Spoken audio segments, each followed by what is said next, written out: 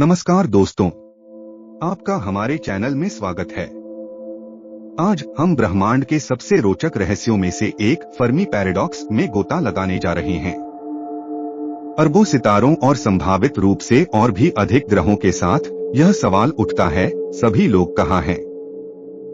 यदि ब्रह्मांड जीवन से भरा हुआ है, तो हम किसी बाहरी जीवन के सबूत क्यों नहीं पा रहे हैं?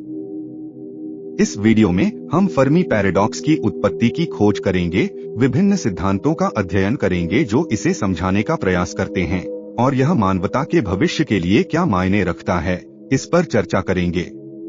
तो चलिए हम इस पहेली को सुलझाने की कोशिश करते हैं और जानते हैं कि क्या हम अकेले हैं या नहीं।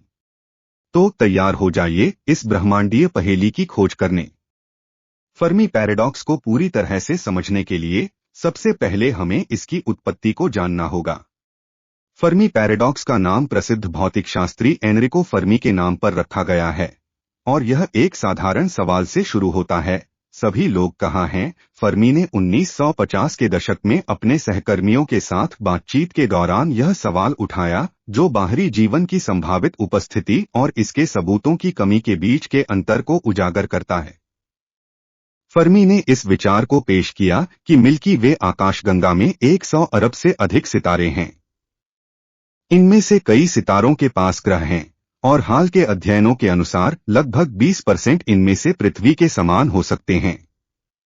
इन आंकड़ों के आधार पर एक को यह मानना चाहिए कि बुद्धिमान जीवन ब्रह्मांड में अपेक्षाकृत सामान्य होना चाहिए। हालांकि तकनीकी प्रगति और खोजों के बावजूद, जैसे कि केपलर स्पेस टेलीस्कोप और निरंतर एक्सोप्लैनेट खोज, हमने अभी तक किसी भी निश्चित बाहरी जीवन के संकेत नहीं पाए हैं।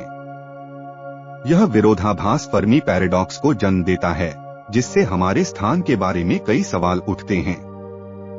मनुष्य लंबे समय से बाहरी जीवन की संभावनाओं से मोहित हैं। प्राचीन मिथकों से लेकर आधुनिक विज्ञान कथा तक यह विचार कि हम अकेले नहीं हैं, पीढ़ियों को प्रेरित करता रहा है। लेकिन हम इन संभावित सभ्यताओं की खोज कैसे करते हैं?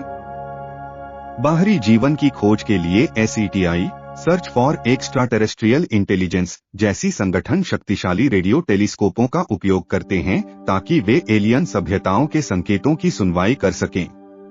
उनका लक्ष्य इलेक्ट्रोमैग्नेटिक तरंगों का पता लगाना है, जो तकनीकी गतिविधियों का संकेत हो सकता है। दशकों की निगरानी के बावजूद कोई ठोस संकेत नहीं मिला है।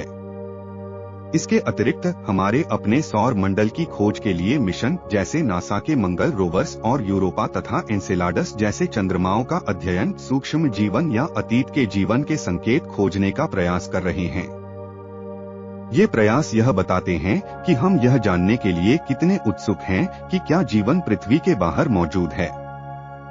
इसके अलावा संभावित रूप से रहने योग्य क्षेत्रों में एक्सोप्लैनेट की हालिया खोज ने खोज को और तेज कर दिया है। ट्रांजिटिंग एक्सोप्लैनेट सर्वे सैटेलाइट और जेम्स वेब स्पेस टेलीस्कोप जैसी मिशनों के साथ वैज्ञानिक लगातार संभावित रूप से रहने योग्य दुनिया की पहचान करने के लिए काम कर रहे हैं।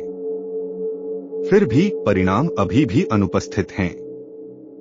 तो हम कोई सबूत क्यों नहीं पा रहे हैं?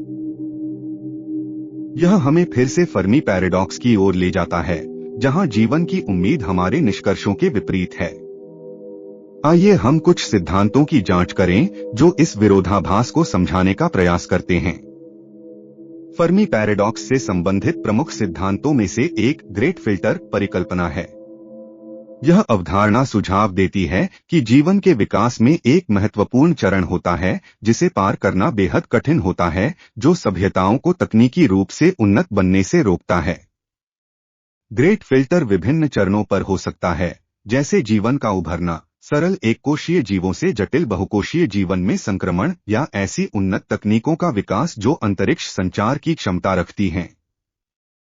यदि ग्रेट फिल्टर हमारे पीछे है, यानी हम उन दुर्लभ सभ्यताओं में से हैं जो सफलतापूर्वक विकसित हुई हैं, तो अन्य जगहों पर बुद्धिमान जीवन की संभावना कम है। इसके विपरीत, यदि ग्रेट फिल्टर हमारे सामने है, तो यह हमारे भविष्य के बारे में चिंताजनक सवाल उठाता है। इसका मतलब यह हो सकता है कि उन्नत सभ्यताएं अपने आप को नष्ट करने की प्रवृत्ति रखती हैं, या एक निश्चित स्तर तक पहुंचने में असफल रहती हैं। यह दृष्टिकोण हमें हमारे वर्तमान पथ पर विचार करने के लिए प्रेरित करता है। क्या हम ऐसे निर्णय ले रहे हैं जो हमें एक स्थायी भविष्य की ओर ले जाएंगे, या क्या हम अन्य सभ्यताओं के रास्ते पर चलने के लिए संभावित रूप से बर्बाद हो रहे हैं?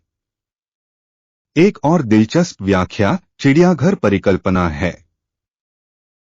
यह सिद्धांत यह सुझाव देता है कि बाहरी सभ्यताएं हमारी उपस्थिति के बारे में जानती हैं, लेकिन संपर्क नहीं करने का निर्णय लेती हैं। जैसे हम चिड़ियाघर में जानवरों का अवलोकन करते हैं, उन्नत सभ्यताएं हमें बिना हस्तक्षेप किए देख रही हो सकती हैं, हमें स्वाभाविक रूप से विकसित होने की अनुमति देती हैं। यह नैतिक विचारों से उत्पन्न हो सकता है, जहां ये सभ्यताएं उभरते समाजों के साथ हस्तक्षेप को प्राथमिकता नहीं देती हैं। जैसे हम वन्य जीवों को परेशान करने के खिलाफ नियम रखते हैं, शायद ऐसी सार्वभौमिक कानून हैं जो उन्नत प्रजातियों की बातचीत को नियंत्रित करती हैं। एक और आकर्षक सिद्धांत डार्क फॉरेस्ट परिकल्पना है, जो एक अंधेरे घने जंगल के उपमा पर आधारित है, जहां हर सभ्यता एक चुपचाप शिकार करने वाला है। इस उपमा में ब्रह्मांड एक खतरनाक जगह है और सभ्यताएं मौन रहती हैं ताकि वे खुद को प्रकट न करें। यह परिकल्पना सुझाव देती है कि ब्रह्मांड खतरों से भरा हुआ है और उन्नत सभ्यताएं एक दूसरे से डरती हैं। इस दृष्टिकोण में हर सभ्यता सतर्क रहती है, छिपना पसंद करती है बजाय कि जोखिम लेने के। ग्रेट फिल्टर, चिड़ियाघर परिकल्पना और डार्क फॉरेस्ट परिकल्पना के अलावा कई अन्य सिद्धांत हैं जो फर्मी पैराडॉक्स को समझाने का प्रयास करते हैं। एक डॉट तकनीकी समानता। कुछ वैज्ञानिक सुझाव देते हैं कि उन्नत सभ्यताएं एक ऐसा बिंदु हासिल कर सकती हैं जहां वे भौतिक अस्तित्व को पार कर जाती हैं, तकनीक के साथ विलीन हो जाती हैं या नए आयामों में प्रवेश कर जाती हैं। 2. समय संबंधी असमर्थता। सभ्यताएं अलग अलग समय पर उभर सकती हैं और नष्ट हो सकती हैं। समय और स्थान की विशालता का अर्थ यह हो सकता है कि हम बस किसी अन्य बुद्धिमान जीवन के साथ नहीं मिले हैं। 3. स्वयंनाश। एक और संभावना यह है कि सभ्यताएं अक्सर अपने ही हाथों से नष्ट हो जाती हैं, इससे पहले कि वे अंतरिक्ष में संचार कर सकें। पर्यावरणीय आपदाएं, परमाणु युद्ध या तकनीकी गलतियां उनकी विनाश का कारण बन सकती हैं। 4. विभिन्न जीवन रूप। यह भी संभव है कि बुद्धिमान जीवन ऐसे रूप में मौजूद हो जो हम पहचान नहीं सकते या समझ नहीं सकते। वे संवाद के विभिन्न तरीके इस्तेमाल कर सकते हैं या हमारे परिप्रेक्ष्य से परे आयामों में मौजूद हो सकते हैं। इन सिद्धांतों में से प्रत्येक फर्मी पैराडॉक्स में गहराई जोड़ता है और हमें ब्रह्मांड को समझने में आने वाली जटिलताओं पर प्रकाश डालता है। फर्मी पैराडॉक्स केवल एक वैज्ञानिक प्रश्न नहीं है, बल्कि यह मानवता के अस्तित्व के लिए भी एक गहरा सवाल है।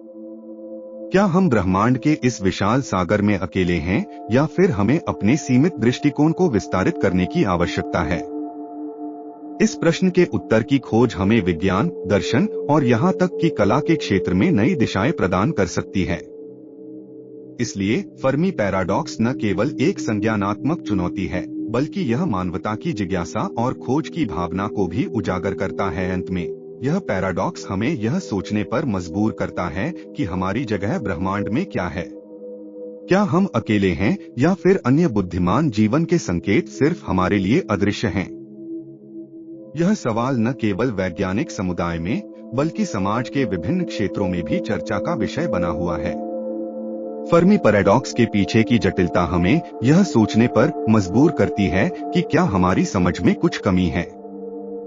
शायद हम जीवन के विभिन्न रूपों को पहचानने में असमर्थ हैं, या हमारी खोजों की विधियां अपर्याप्त हैं। इसके अलावा हो सकता है कि हम उन संकेतों को देख नहीं पा रहे हों जो पहले से ही हमारे चारों ओर मौजूद हैं।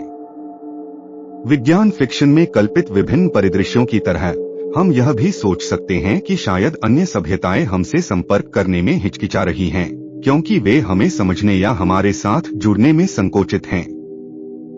इस पैराडॉक्स के अध्ययन से हमें केवल अन्य जीवन के बारे में सोचने का मौका नहीं मिलता, बल्कि यह हमारे अपने अस्तित्व और पृथ्वी पर जीवन के महत्व पर भी सवाल उठाता है। फर्मी पैराडॉक्स का एक और पहलू यह है कि शायद बुद्धिमान जीवन का स्वरूप हमारे से पूरी तरह भिन्न हो सकता है। हो सकता है कि वे किसी ऐसी तकनीक का उपयोग कर रहे हों जिसे हम समझ नहीं पा रहे हैं, या वे ऐसे संवाद के तरीकों का पालन कर रहे हों जिन्हें हम पहचान नहीं सकते।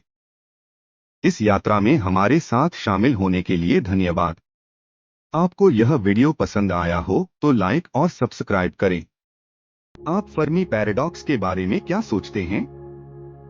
नीचे कमेंट्स में अपने विचार साझा करें।